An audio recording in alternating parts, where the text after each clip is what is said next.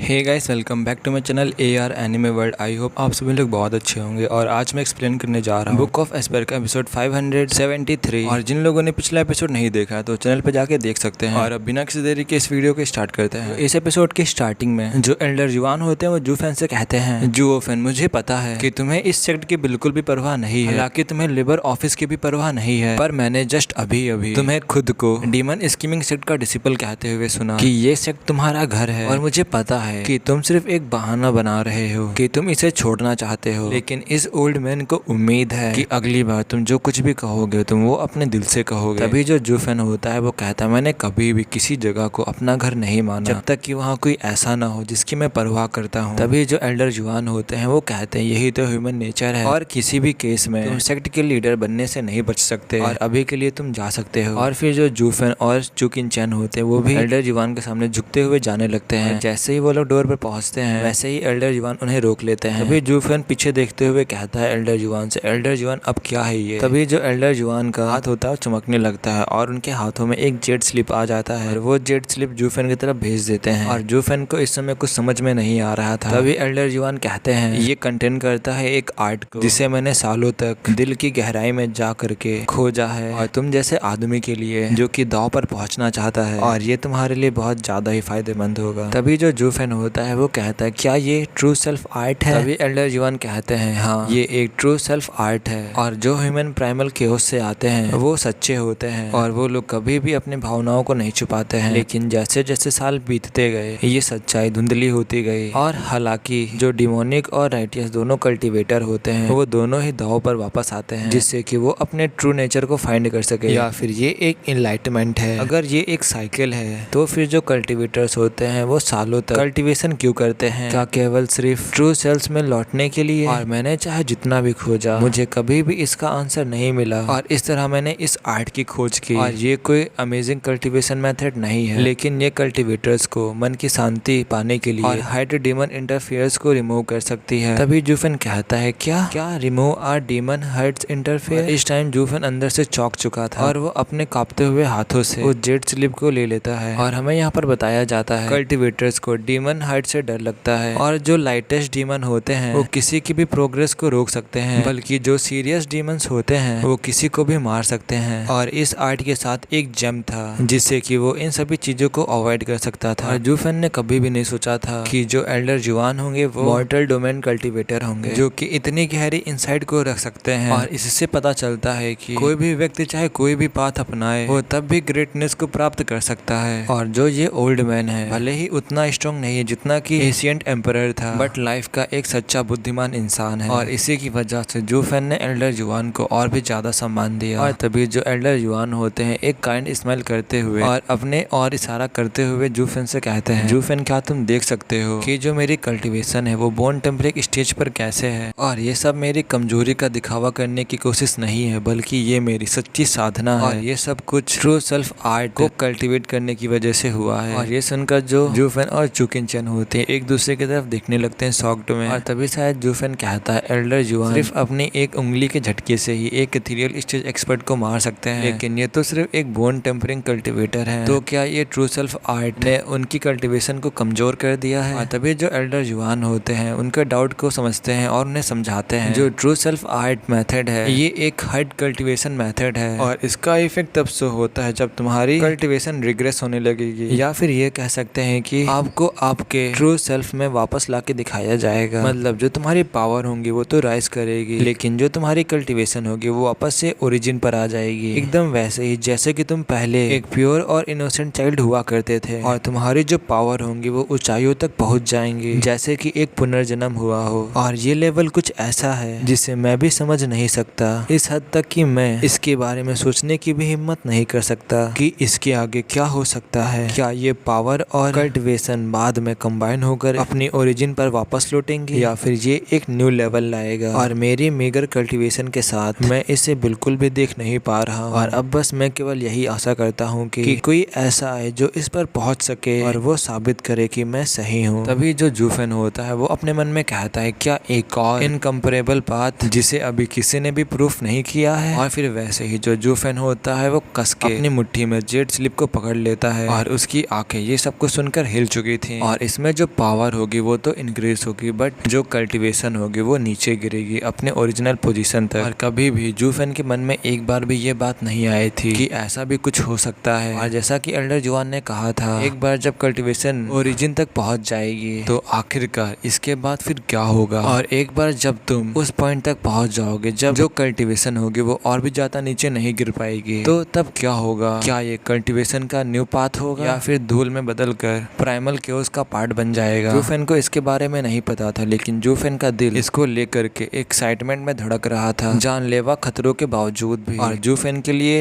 ये ट्राई करने के लिए एक वर्दी चैलेंज था। और तभी जो एल्डर जुआन होते हैं जू फेन से कहते हैं, जू फेन तुम ऐसे इंसान हो जो सिर्फ फोकस करता है डाउ पर, और तुम्हारा एंड गोल बिल्कुल भी स्ट्रेंथ का पीछा करना नहीं है। और मैं ये ट्रू सेल्फ आर्ट तुम्हें इसलिए दे रहा हूँ क्योंकि मैं आशा करता हूँ कि तुम मुझे इसके आंसर को ढूंढने में जरूर मेरी मदद करोगे। और मैंने इस आर्ट को अपने डिसिपल को सिखाने के लिए प्लान किया था, लेकिन वो दाऊ से और भी दूर होता जा रहा है और ट्रू सेल्फ आर्ट के प्रति कमिट नहीं कर पा रहा। और डाउ में इनसाइट के बिना कल्टीवेशन को पीछे लाना और पावर को इंक्रीज करना ओरिजिन तक बहुत ज्यादा ही हार्ड होगा, और ये सब कुछ उसके लिए एकदम ही बेकार होगा। और तभी वहाँ पर कोई कहता है, मास्टर। और ये आवाज एल्डर जुआन को कुछ जानी पहचानी लग रही थी। एल्डर जुआन के कुछ आगे बोलने से पहले ही ये आवाज आ चुकी थी। और तभी जो एल्डर जुआन होता है वो कांपते हुए टर्न होते हैं जू फेन की तरफ। और जब वो जू फेन की तरफ देखते हैं तो वो पाते हैं कि जो जू फेन है वो एल्डर जुआन के सामने झुक चुका है और अपने हेड को झुकाए हुए जमीन पर लगाए हुए है। और वैसे ही जू फेन सर झुकाए हुए 3 बार चिल्लाते हुए कहता है, thank you master for your heritage, और मैं आपकी उम्मीदों पर खड़ा उतरूंगा। और इस टाइम पर जो एल्डर जुआन थे वो कुछ भी नहीं बोल पा रहे थे और वो एकदम खड़े के खड़े रह गए थे। और तभी चुकिन होती है, वो हंसते हुए कहती है, मास्टर जो जू फेन है वो कभी भी किसी का फेवर नहीं रखता है, और जब भी वो किसी से कोई भी चीज को लेता है तो वो उसे उसका पे बैक भी करता है। और जैसा कि वो आपको इतनी रिस्पेक्ट दे रहा है एक मास्टर के रूप में, तो यही चीज साबित करती है कि जू फेन के लिए ये मार्शल आर्ट कितनी ज्यादा ही इम्पोर्टेंट है। इसीलिए जू फेन को नहीं पता था कि वो इसका रिपे कैसे करे, और इसीलिए वो आपके सामने झुक गया और आपको अपना मास्टर मान लिया। और तभी जू फेन कहता है, मास्टर क्या अभी आपने मुझसे नहीं पूछा था कि ये डेमन स्कीमिंग सेक्ट तुम्हारे घर जैसा है कि नहीं। और अब यहाँ से मैं क्लियरली कह सकता हूँ, जब तक कि मेरे मास्टर इस डेमन स्कीमिंग सेक्ट में रहेंगे तब तक कि ये सेक्ट मेरा घर जैसा है। और अब जू फेन अपने सर को उठाते हुए कहता है, मैं प्रॉमिस करता हूँ। और हमें दिखाया जाता है जू फेन के फोरहेड से खून भी निकलने लगा था। तभी हमें एल्डर जुआन को दिखाया जाता है। पहले तो वो कुछ देर तक सदमे में रहते हैं और जब वो अपने सेंस में वापस आते हैं तो फिर वो कहते हैं जू फेन से, बहुत अच्छा, तुम्हें इस आर्ट को देने का मतलब ये है कि मैं अपने एक डिसिपल को इस आर्ट को दे रहा हूँ और अब कोई रिग्रेट भी मुझे नहीं होगा। और जू फेन तुम डाउ को परस्यू कर रहे हो और इससे कोई भी फर्क नहीं पड़ता, चाहे तुम्हारी इतनी भी शार्प क्यों ना हो मेरे से, तुम्हें इस आर्ट की हर एक छोटी छोटी बात पर ध्यान देना होगा। और मैं उस दिन का इंतजार करूंगा जिस दिन तुम इसे सॉल्व कर पाओगे। और तभी जो जू फेन होता है वो स्माइल करते हुए कहता है, मास्टर आप बहुत ज्यादा ही काइंड हो, बट जो आपने मुझे ये ग्रेट गिफ्ट दिया है मुझे बिल्कुल भी समझ में नहीं आ रहा कि मैं इस टाइम पर इसके बदले आपको मैं क्या दे सकता हूँ। मैं बहुत ज्यादा ही शर्मिंदा हूँ। और तभी एल्डर जुआन हंसते हुए कहते हैं, जैसा कि तुम्हारी लेडी ने कहा तुम वैसे ही हो बिल्कुल, तुम किसी का भी कोई चीज लेना नहीं चाहते हो, और तो और तुम मुझे पहले से ही मेरा गिफ्ट दे चुके हो, वो 10th ग्रेड की हेवन रीचिंग पिल। तभी जू फेन कहता है, आखिरकार उस जैसी 10th ग्रेड की पिल कैसे ही मैच कर सकती है मेरे मास्टर की आर्ट को। और फिर तभी जो एल्डर जुआन होते हैं वो कहते हैं, मेरे लिए इतना ही इनफ है, और यहाँ पर बहुत सारे टैलेंट्स हैं लेकिन उन्हें देखने वाले रेयर हैं। जिस तरह आप इस आर्ट का मूल्य जानते हो, इम्पोर्टेंस जानते हो, इसी तरह दूसरे लोग इसे एकदम ही कबाड़ समझते हैं। और मुझे ये जानकर खुशी हुई कि तुम इसे संजो कर रखोगे, संभाल कर रखोगे। तभी जो एल्डर जुआन होते हैं वो हंसते हुए अपने हाथों को हिलाते हैं और जू फेन से कहते हैं, नाउ अब तुम जा सकते हो और जाकर के बाहर वेट कर सकते हो। और जू फेन भी उनको ग्रेड करके चुक इंजन को लेकर बाहर चला जाता है। उन दोनों को जाता हुआ देखकर जो एल्डर जुआन होते हैं वो हंसते हैं, और इस टाइम पर उनकी आंखों से आंसू भी निकलने लगे थे। और अब वो फाइनली किसी ऐसे को पा चुके थे जिससे वो अपनी नॉलेज को पास कर सकते थे। और तभी मेन होल में जो चुक इंजन और जू फेन होते हैं वो बाहर आ जाते हैं। तभी वो देखते हैं जीवोये को, जो कि गुस्से में उन्हें ही देख रहा था। और जो जीवोये होता है वो अपने मन में कहता है, आखिरकार ये दोनों जिंदा वापस कैसे आ गए, और क्या हाइवन रेबल ने इस चांस का यूज नहीं किया इनको मारने के लिए। और तभी एक आवाज सुनाई देती है, जीवोये अंदर आओ। और फिर तभी जो जीवोये होता है वो उन दोनों को गुस्से में देखते हुए अंदर चला जाता है और देखता है कि जो हाई वेनरेबल है वहाँ पर बैठे हुए हैं। और तभी जीवोये कहता है, हाई वेनरेबल आखिरकार आपने उन्हें क्यों नहीं मारा, और जितनी जल्दी ही जू फेन मर जाएगा और उतनी ही जल्दी सभी लोग भी बिना सर के भीड़ रह जाएंगे, और फिर हम लोग उन्हें इनर सेक्ट के साथ कुचल देंगे। और ये वाला एपिसोड यहीं पे खत्म होता है। और इसका नेक्स्ट एपिसोड कल आएगा। और अभी 1-2 दिन तक 10-10 मिनट की वीडियो आएंगी क्योंकि मैं अभी एक लॉन्ग वीडियो पर काम कर रहा हूँ।